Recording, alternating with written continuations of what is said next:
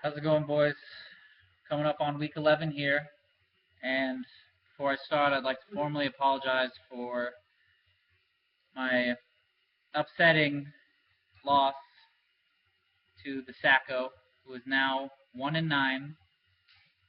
I feel I let the league down. I let everybody down, and even though they were garbage time touchdowns, touchdowns happen all the time in garbage time. Something part of the game. So I'm sorry, but could not pull it out this week, and I understand if everyone is exiling me because it's rightfully so. Did a terrible thing. So, I'd like to start off this week talking about Despicable Me versus the Revolution.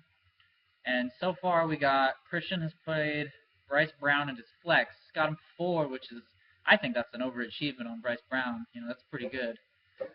And we got Brady and Luck going on Sunday night. I think everyone can say that'll be a shootout.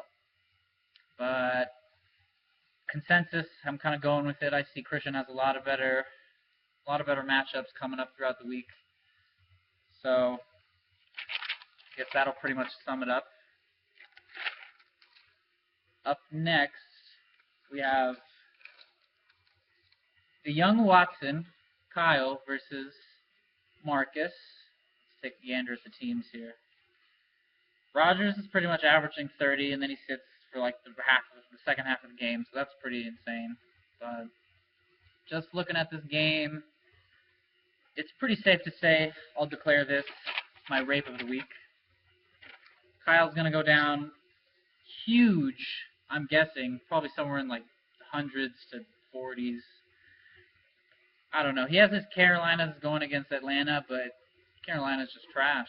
So I don't think they're going to do anything good. I think Marcus's team is, well, we all know. Up next on the slate of games, we have myself, Marcus top, Justin bottom. Also, I just point out, if anyone hasn't said anything yet, that is the best name in the league, clearly. Anyways, Marcus top, Justin bottom versus Man Bear Pigs, Mr. AWOL. We haven't seen or heard of him in a while. We know he moved, but he could still be a little active on the message boards. And in my hashtag bold play of the week, Sean has decided to play 6 total players against my 9. Now, he's starting all of his Bears, so the Bears are the Bears. They could come back and put up some numbers. However, considering Sammy Watkins has already locked in his 1 point of the week, and his defense got him 5, which is, that's an average week. But then he has Sean Swisham. I don't see him scoring more than like maybe 50, like if the Bears just go insane. So I'm gonna have to go with myself in this one. Probably somewhere in the 70, 80s range to, I'll guess around, if he keeps this lineup, maybe like 27, maybe 30s. But just assuming he somehow plug and play and puts in somebody, I'll say somewhere in the 70s, 80s to maybe 54. Up next, our 4th matchup, the old game of the week. We got Elder Dave versus Elder Mike, both combining for an age of 1,045.